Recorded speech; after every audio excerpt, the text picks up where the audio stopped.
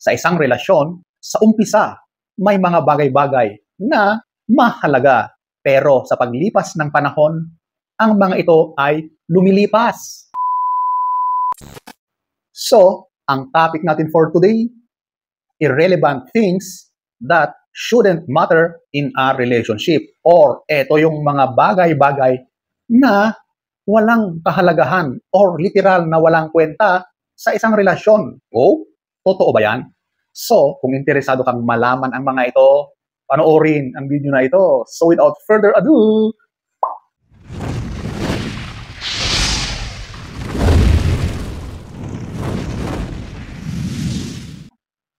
ating aalamin ang mga bagay na hindi mahalaga sa isang relasyon. So, at number 1, ito, his appearance. So, look, marami ang kontra dito. Kasi, di ba, napakahalaga ang itsura ng tao, ng lalaki sa isang relasyon.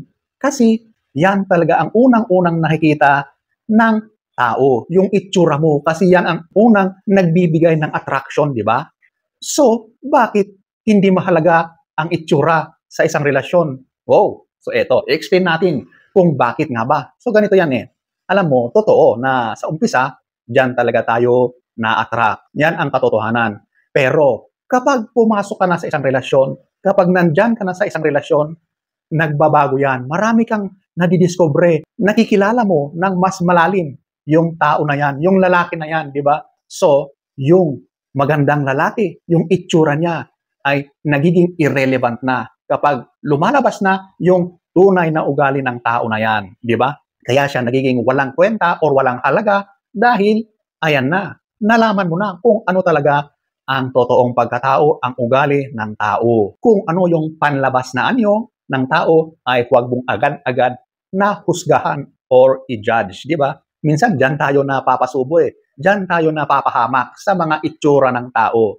Ang mahalaga dyan ay kung paano ka itratrato ng lalaki na yan. Di ba? Yun ang tunay na mahalaga. Kasi kapag itinatrato ka na isang prinsesa na mahalaga at mahal na mahal ka niya, yun talaga ang the best doon.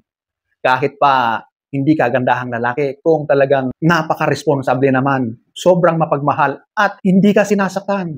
Lahat ay ibinibigay, lalong-lalo na sa usaping pagmamahal, yun ang pinakamahalaga sa lahat. So, sana na-gets nyo na, di ba, ang ating pag-explain sa bagay na yan, di ba? So, ayan po, ang number 1. Number 2, ito, yung what he does for a living. Ito, yung kung ano, yung karir niya, kung ano or magkano ang kanyang kinikita, ang kanyang trabaho. Yan ang ibig sabihin yan. So, bakit hindi mahalaga? Di ba napakahalaga yan? Opo, mahalaga, importante sa isang relasyon na ang lalaki ay may karir, may trabaho. Kasi paano kayo mabubuhay kung yung lalaki ay batugan, walang trabaho, walang pinagkakakitaan, di ba? So paano naging hindi mahalaga? Sinasabi dito na kaya siya hindi naging mahalaga dahil hindi ko nila lahat. Ito ay medyo subjective na usapan. Alam mo, yung mga lalaki na sobrang matagumpay, mataas ang katungkulan. Alam mo ang mga yan, very busy sila. Talagang yung oras nila ay sobrang napakahalaga. Hindi mo yan makikitaan na nakaupo lang na walang ginagawa or nagse-cellphone lang. Wala. Hindi mo makikita yan sa isang lalaki na talagang mataas ang kanyang mga pangarap. Yung sobrang ang oras niyan ay ginto. Literal na ganun, di ba? So kapag sa usaping relasyon na, medyo yun ang may effect talaga. Kasi ang mga ganyang lalaki, kapag dating sa kanilang love life, medyo literal na napapabayaan. Kadalasan, ang mga nasa ganyang relasyon, yung mga kababaihan ay nasa bahay lang, lalong-lalo na kapag talagang well-off yung lalaki, di ba? Minsan, wala nang time sa isa't isa. Yan ang nasasacrifice sa mga bagay na yan. Kahit sabihin natin na napakayaman ng lalaki, napakataas ng kanyang narating sa karir niya, hindi ibig sabihin na masaya ang relasyon nila. Ang dapat gawin dyan is kahit matagumpay ka sa inyong karir, dapat you must still find time para sa karelasyon mo, di ba? So, dapat may balance pa rin. So, it is a matter of doing things in balance. yung karir mo, yung pera mo, at yung karelasyon mo. So, ayan po, ang number 2. Number 3, eto, yung kung ilang babae ang kaniyang nakalipas or ang kaniyang nakarelasyon. Medyo may bias talaga ito sa part ng lalaki, sa community, at sa society. Magbigay ako ng example. Ang lalaki, kapag maraming babae ang dumaan sa kanya, kahit pa 100, 200, 300 yan, bago siya mag-settle, hindi yan big deal, di ba? Hindi mo makitaan ng pagpupuna sa society, sa mga tao, ganun. Pero, real talk ito ha, walang sabihan ng masasama dito, pero ipino-point out ko ang katotohanan at yung realidad sa labas. Kapag babae naman, ang nakipagrelasyon at maraming dumaan na pipino sa kanyang buhay, ibang-iba. Iba ang trato at tingin sa kanya ng tao at ng society. Talagang unfair talaga, di ba? So, ano ang connection yan sa ating topic? Ang lalaki, kapag pumasok na siya at mag-settle down na siya, ibig sabihin, tapos na siya doon sa mga panahon na naglalaro siya. Nag-i-enjoy lang. Ganun sa lalaki. So, talagang may bias, di ba? Pero kapag nag-settle down na yan, yung history ng lalaki pagdating sa relasyon ay hindi mahalaga. Ang mahalaga ngayon is yung karelasyon niya ngayon, yun na talaga ang kanyang minamahal. At doon na talaga siya nakatuon para sa kanyang pamilya na bubuuin. So, ayan po, ang number 3. Number 4, ito, yung differences ninyo. Walang magkarelasyon na talagang very similar, na lahat ay pareho ang gusto, yung lahat ay compatible sa isa't isa. Walang ganun, di ba? Kailangan yung pagtrabahuan kung ano yung mga pagkakaiba nyo. Kasi sa isang relasyon, diyan na lumalabas kung ano talaga ang totoong ugali, kung ano talaga ang mga totoong gusto, yung mga hobbies, yung mga hindi maganda at magaganda, lahat yan lumalabas kapag nagsasama na kayo. So, ang bottom line dyan is dapat yung mga differences ninyong dalawa, yan ay nakukuha lahat sa mabuting usapan, di ba? So, yung mga pagkakaiba ninyo na yan ang dapat nyong i-improve, di ba?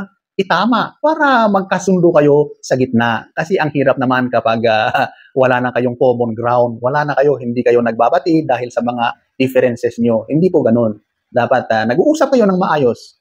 Napakabihira ang dalawang tao na pumasok sa isang relasyon na lahat ay nagkakatugma at nagkakasundo. Kasi iba-iba naman tayo ng mga interests, di ba?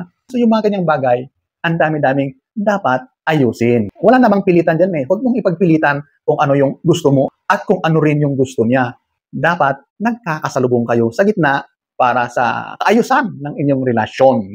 Di ba? So ayan po ang number 4. Number 5, ito, if he is outgoing or not. Iba-iba talaga ang personality ng lalaki. Kasi kapag ang lalaki ay sabihin natin extrovert, ang hilig niya talaga ay makipag-sosyalan, makipagkaibigan, laging lumalabas, intindihin natin yon. At kung siya naman ay sobrang introvert, yung gusto lang niya sa loob ng bahay, gusto lang niya nanonood ng TV, nanonood sa kanyang cellphone, o kaya nandun lang sa kwarto niya, nagbabasa, intindihin natin lahat yan. Kasi yung mga yan, hindi naman yan sobrang big deal. Dapat ang mga ganyan ay iniintindi natin. Example na lang, yung introvert.